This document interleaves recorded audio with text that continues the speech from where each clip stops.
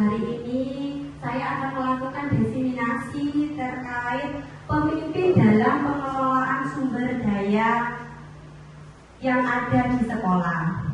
Pertama-tama, alhamdulillah pada pagi hari ini ibu-ibu semuanya, kita semua bisa berkumpul dalam keadaan sehat walafiat. Sebelum diseminasi ini saya mulai, maka alangkah baiknya kita berdoa terlebih dahulu.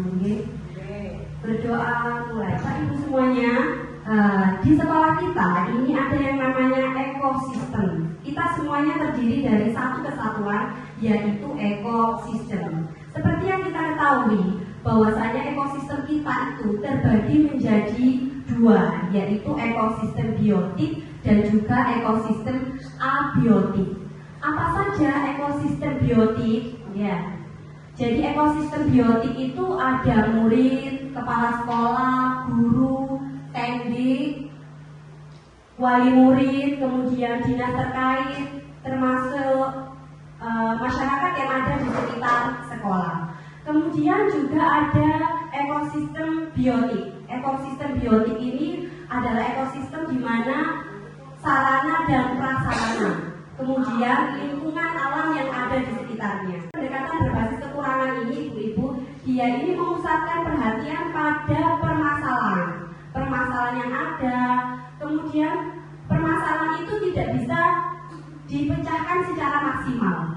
Jadi itu pendekatan yang berbasis kekurangan. Tidak tahu potensinya apa, yang dilihat hanya kekurangannya saja. Nah, kebalikan dari pendekatan berbasis kekurangan itu adalah pendekatan berbasis aset. Jadi setiap institusi itu tentunya ada kekurangan atau kelebihan. Kira-kira kalau di SDN Gayungan 2 ini kekurangannya apa saja?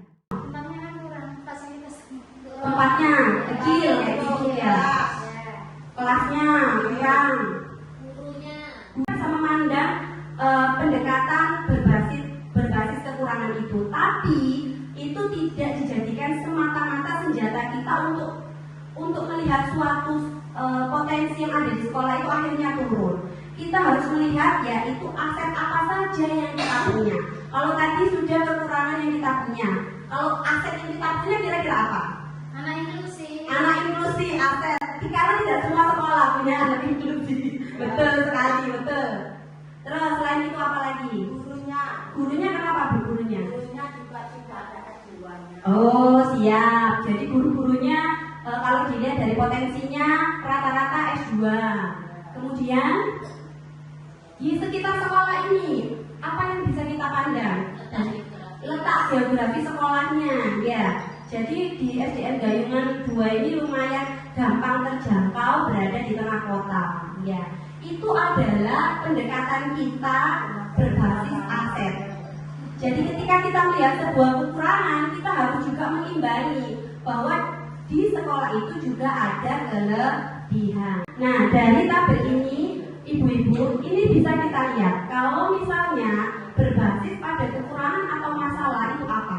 Fokus pada masalah itu aja, tapi tidak melakukan pengembangan potensi. Kalau dia berbasis pada aset, fokus pada aset, fokus pada potensi yang ada, bukan fokus pada kekurangan.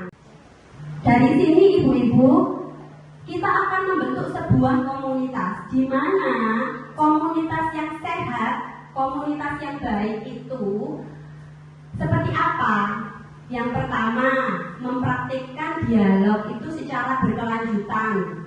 Ya, jadi sekarang disampaikan maka langsung ada tindak lanjut. Aset atau modal yang ada dalam suatu komunitas itu terbagi menjadi 7. Ya, yang pertama adalah aset manusia atau modal manusia.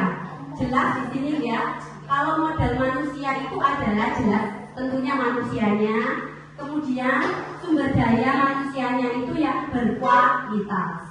Kalau di SDN Gayungan 2 modal manusianya siapa saja? Guru, siswa, kepala sekolah. Berarti panjenengan ini termasuk aset atau modal loh ya. Di situ dikatakan yang berkualitas. Berarti tidak salah. Panjenengan ini adalah modal-modal yang berkualitas. Modal sosial adalah norma atau aturan yang mengikat di masyarakat, mengatur pola perilaku warganya juga. Terus dimaknai sebagai investasi yang berdampak pada manusia, kelompok, dan organisasi. Kerjasama atau MOU kita dengan pihak terkait, dengan pihak-pihak lain. Ya, kita sudah punya kerjasama dengan apa namanya? Dengan Adibuana, betul. Dengan UNESA juga ada ya, Bu ya? Ya. Dengan UINSA. Nah, itu adalah modal-modal Puskesmas Gayungan, modal sosial yang ada di SDN Gayungan 2. Politik, loh ternyata di sekolah itu juga ada modal politik, ada. Jadi modal politik itu apa? Modal politik itu adalah aktivitas demokrasi dalam tatanan politik praktis. Kemudian modal agama dan budaya. Kalau modal agama, siswa kita sudah beragam ya Bu ya. Ada yang Muslim, non-Muslimnya Kristen sama Kristen Katolik sama Protestan, kemudian agama Hindu. Kemudian ada modal budaya. Jadi kalau modal budaya ini merujuk pada hasil cipta dan karya manusia yang unik lahir dari serangkaian ide, gagasan, norma, modal fisik. Nah, kalau modal fisik ini terbagi menjadi dua, yaitu bangunan yang bisa digunakan untuk kelas atau lokasi. Sudah ada, kita sudah punya kelas, ya ini lapangan juga baru. Kemudian perpustakaan, ada ruang lab, ada masjid, ya. Jadi, musola, betul. Cuma alat transportasinya itu yang belum punya. Belum punya. Oh, ya. Karena punya. Oh, Ada saya oh ya, ya Bu. Tapi kalau untuk transportasi kita belum punya pribadi ya Bu. Tapi untuk transportasi kan kita mudah ya, terjangkau untuk Gojek kayak gitu ya. Oke. Kemudian yang keenam adalah modal lingkungan atau alam. Jadi hidroponik. Oh ya, kemarin terakhir kita juga masih hidroponik ya. kalau di Gayungan modal lingkungannya ada kemanapun gitu. Oh iya, transportasi mudah, betul sekali Bu. Jadi tanaman juga ada tanaman apa itu namanya kemarin di Peti itu yang itu, iya, nah itu kan dikembangkan nantinya bisa kita kembangkan berubah jadi minuman. Nah itu bisa jadi aset kita yang orang itu akan melihat oh SDN Gayungan juga mungkin dari pengembangan sisi modal lingkungan alamnya. Sini itu kan jarang orang berjualan. Jadi sebetulnya itu juga bisa kita masukkan ke aset kita karena jarang yang jualan yang bisa berkarya. Betul Bu. Betul. Nah ini yang terakhir. Yang terakhir ini adalah modal finansial. Nah kalau modal finansial ini apa? Jadi modal finansial ini dukungan keuangan yang dimiliki oleh sebuah komunitas yang dapat digunakan untuk membiayai proses pembangunan dan kegiatan sebuah komunitas. Berarti kalau di SD negeri itu dukungan finansialnya dari BOS, ya, BOSNA, BOSDA, dari kantin, koperasi juga ya Bu ya. Jadi dari penyampaian yang sudah saya jabarkan tadi Bu Ibu, aset-aset yang ada di SDN Gayungan 2 itu kira-kira tadi apa saja? Yang pertama aset manusia, kemudian Lingkungan, aset lingkungan, kemudian finansial, sosial, politik. Dengan sudah paham tentang definisi aset-aset atau modal yang ada di SDN Gayungan 2, maka panjenengan semuanya, saya juga termasuk, kita saling berkomitmen untuk bisa melihat aset yang ada di SDN Gayungan 2 untuk kemudian kita gali potensinya secara maksimal. Ya, sampai sini ada pertanyaan Ibu-ibu? Cukup. Terima kasih. Saya tutup diseminasi saya hari ini. Mohon maaf apabila ada salah kata. Saya akhiri. Wassalamualaikum warahmatullahi wabarakatuh.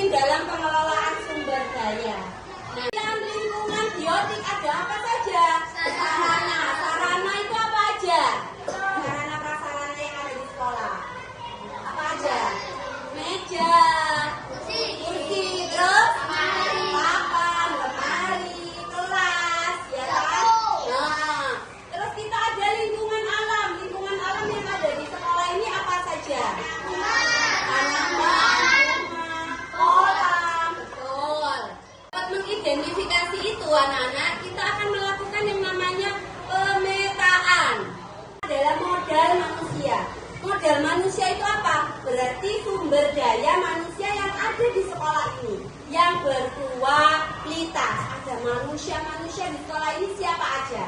Nah, nanti kita akan melakukan pemetaan. Modal manusia itu terdiri dari siapa saja yang ada di sekolah, ya. Kemudian ada modal sosial atau aset sosial. Anak-anak, penjelasan dari Bu Nora tentang modal tadi sudah paham? Ada berapa modal? 7. Nah, sekarang kamu kelompokkan modal itu rundingan sama teman-temannya.